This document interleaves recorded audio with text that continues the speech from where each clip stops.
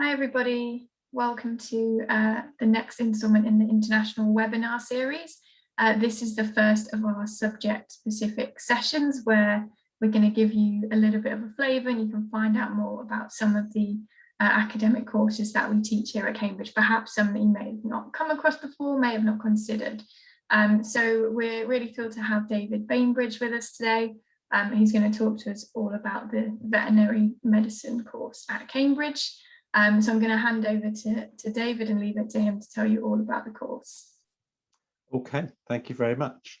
I'm David Bainbridge. I have various jobs at the university. I'm an admissions tutor at one of the colleges, but my main job really is teaching vet students, especially in their first 2 years on the course. I'm also quite involved in managing the actual process of veterinary recruitment and selection at the university, which I suspect is why I've been asked to give this talk. I suppose the first thing people wonder is why should I be a vet? I suppose some people just have always wanted to be a vet all their life, but others want to think, well, why exactly do I want to be a vet? What can you do if you're a vet? And the answer is it's an incredibly flexible qualification to have, especially if you get it at Cambridge, as we'll see. Slightly over half of our veterinary graduates end up doing clinical practice in sort of general practice in some setting somewhere around the world. They travel all around the world, whether they come from outside the UK and end up working here, or whether they come from inside the UK and end up working internationally. Incredible diversity of those things available.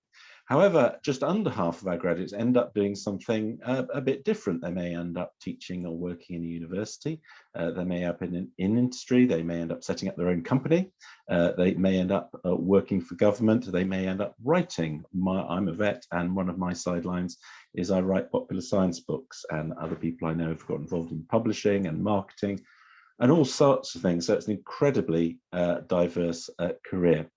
Slightly above half, as I said, end up being what you would expect to be vets, and slightly under half end up doing something usually a bit related, but there's such an immense diversity of things. And as we'll see, if you come to Cambridge to train, that can really help with that. So what do we do on the veterinary course?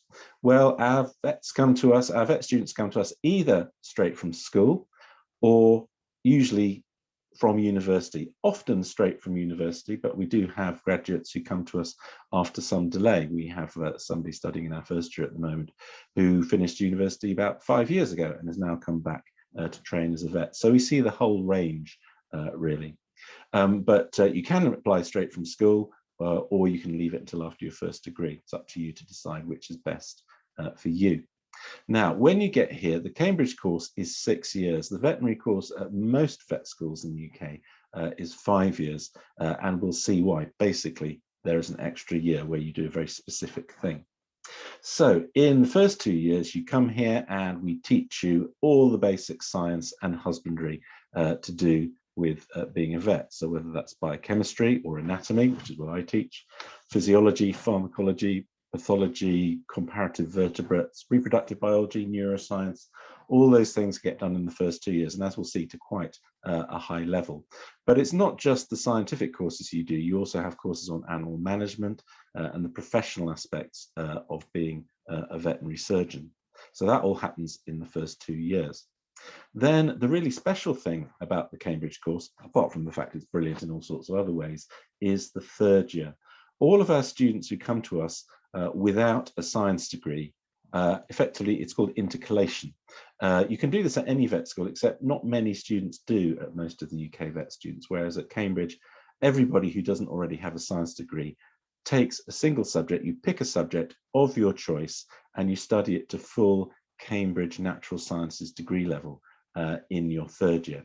Now, I say science degree because the majority of veterinary students do pick a science subject for their third year, which probably won't surprise you, whether that's physiology, development and neuroscience. Zoology is very popular with vets, biological anthropology, history and philosophy of science, infectious diseases, all sorts of things. I did zoology. I basically worked on fossils in my third year. You can, in theory, do the third year of any course, and some courses do lend themselves to that. Management studies, for example, Geography is a moderately popular choice. So I put science here because most Cambridge vets do a science in their third year, but you don't absolutely have to. Now that third year, as I said, you study to full Cambridge Natural Sciences degree level. So you have a Cambridge Science degree just as valid as any natural science student who comes here.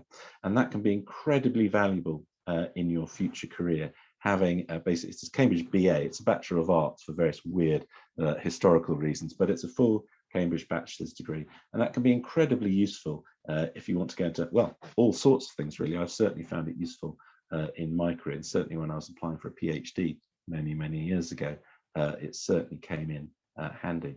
So that third year is the reason why the course is a whole year longer. But it's a very important reason, and it's really what quite a lot of the first 2 years are building towards. We're not just training you how to do things to be a vet, we're training you to think like a scientist, which we think makes the best clinicians. Then after that third year, you do years 4 and 5, which I just realized I've misspelt. In year 4 and 5, you're spending at Cambridge, you do some of the course in the middle of town in the science departments, and then you do some of the more clinical stuff further out of town at the clinical school. And we'll talk about where that is in a bit.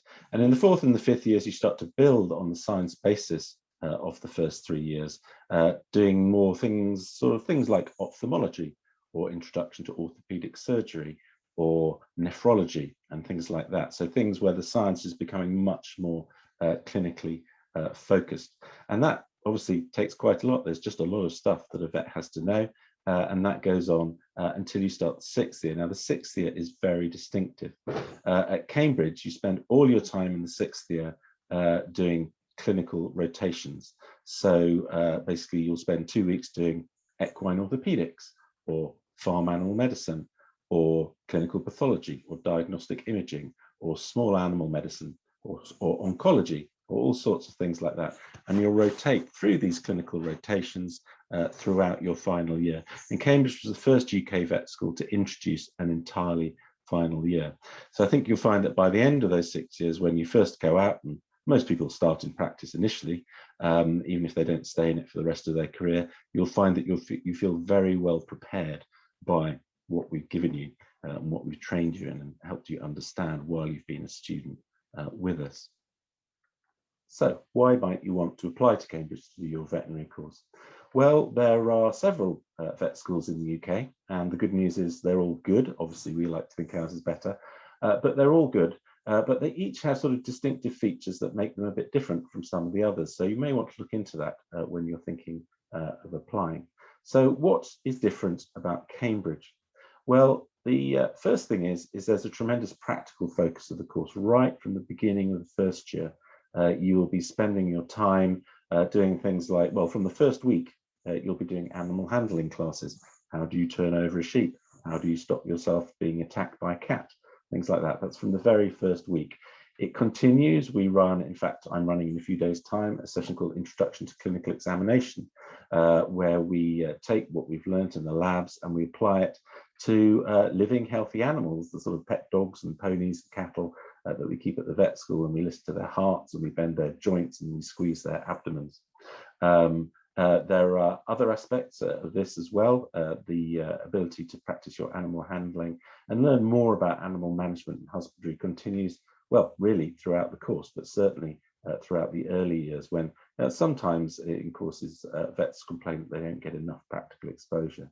So a big practical focus to the course. The second reason for choosing Cambridge may not surprise you. Really, what I would say is I would see it as a chance to study veterinary medicine at what we think is the best science university in the world. As a vet student, just as if you're a medical student or a natural sciences student here, you are immersed in the sort of scientific environment that Cambridge offers, and really very few places, if any, do. This is particularly in the third year, but it's true throughout the entire course. Do you spend longer on the science? Do we spend longer on the science? I'm not sure we do.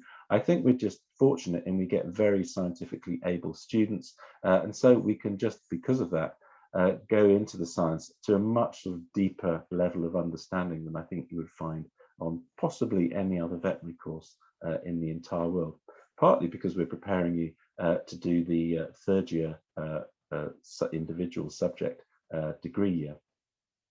And that science focus, why is this? Well, we'll talk about this again a bit in admissions, but we think that people who best understand the scientific basis of clinical practice are the people who make the best clinicians, because they make the best, most logical, most evidence-based decisions. And we hear this in feedback about our graduates, both our medical and our veterinary graduates, once they've left, is if they encounter a strange or confusing situation, Cambridge clinical graduates are particularly good at working out the best way to proceed, often based on incomplete data. Another thing just to say about the veterinary course at Cambridge is it's a veterinary course at Cambridge. It's quite hard to explain as somebody who's in their 50s why being a student at Cambridge is just so incredibly enjoyable. I do remember it, but it's something about living in one of these colleges. You may know that in Cambridge, students sort of divided up between 25 to 30 colleges in which they live and in which they socialize and in which they spend most of their life, really, when they're not actually out doing lectures and practicals. And the college becomes incredibly important to you. I think if you ask most people why they're pleased they did a veterinary course at Cambridge, although we'd like them to say, oh, of course, the course was so wonderful, they'd probably say, oh, it's because you get to be in a college and it's brilliant fun. Those two pictures are actually, the one in the top left is the college that I was at as a student, Emmanuel, and the one in the bottom right is the one that I now work at as an academic, that's St Catherine's. So the Cambridge experience, and this is exactly the same for a student in any subject, and veterinary medicine is no exception, except of course you get twice as long to enjoy it than most students do, because they're only with us for 3 years. Cambridge takes about 70 to 80 students a year. This is not a huge number. It's not a huge conveyor belt of veterinary training. It's a much more sort of measured, individualized way of teaching. And you'll find very quickly there are lots of people who know who you are as individuals. I know who all my current first years are, for example, not just at my college, where there's only 5 of them, but also across the university, where there's still, I think we have 78 this year. And so if you're having trouble with things, or just because you want to be in small teaching groups or small clinical rotation groups, Cambridge really offers that. We have this characteristic small group teaching at Cambridge in the first couple of years called supervisions. Don't know why they're called that, it's not a very good name. And you'll probably be taught in a group of 2, 3 or 4. And similarly, in the final year, the 6th year, when you're on clinical rotations, you'll often be in a clinical rotation group of 2 or 3, managing the hospital's entire, I don't know, orthopedic surgery caseload. One thing that I think is important is Cambridge Vet School is closer to its parent city than any other UK vet school. It's about a 10-minute cycle ride from the centre of town, which means that in your last 3 years, you're not stuck out at the middle of nowhere at some field station. You don't need a car. You can live near the vet school. You can live in town. You can live halfway between the two. It really doesn't matter because the two are so close, but you're certainly not isolated from all the things that the university and the city has to offer. In fact, the university's main sports hall is pretty much next door to the vet school. Finally, and we're just going to get onto this in a bit, is what is the selection criteria we use. In many ways, I think the selection criteria which Cambridge uses to select its veterinary students are the simplest of any vet school, certainly in the UK. And I think that in itself is an advantage, because you can have a pretty good idea in advance what your chances are of gaining a place. So what do we look for? What we are interested in is something I've already alluded to.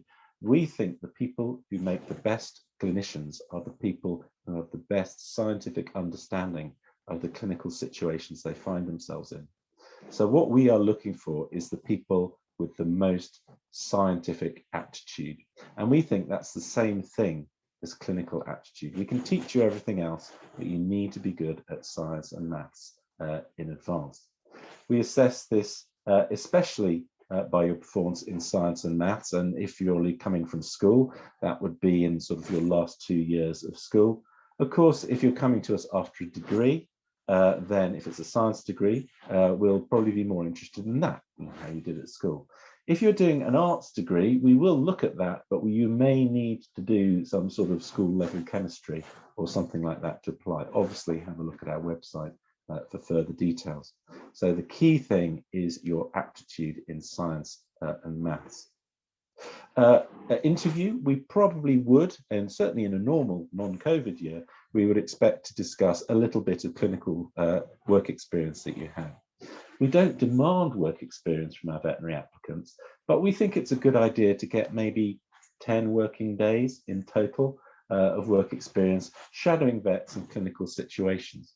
There are really two reasons for this. One is we think it's important for you to decide whether you actually want to work in that environment, because some people do that for medicine and vet and decide, actually, I don't want to do this. The other thing is if you're called for interview, we may well ask you about it. And what we're looking for there is how sort of observant and thoughtful and communicative you were. Did you go off and read up about the cases you saw? When we quiz you about exactly what was going on, can you tell us what was on the radiograph? Did you look up how an ultrasound machine works? Things like that. So it soon comes back pretty quickly to the science underpinning clinical practice. We won't expect you to know anything clinical because you haven't trained yet, but we will be looking for the science aptitude that will allow you to do that. So that is what we look for. I've listed some of the things which they may test in their sort of multiple mini interviews at other universities, and we don't really go in for this. We don't see how you work in a group, we don't see how your situational judgment is or your manual dexterity, and we try to avoid discussions of ethics as well, partly because there's often no clear focus and direction of those discussions, and obviously there's no correct answer at the end of them either. So we don't look at those things. But some UK vet schools do. So obviously look into that before you decide who to apply to.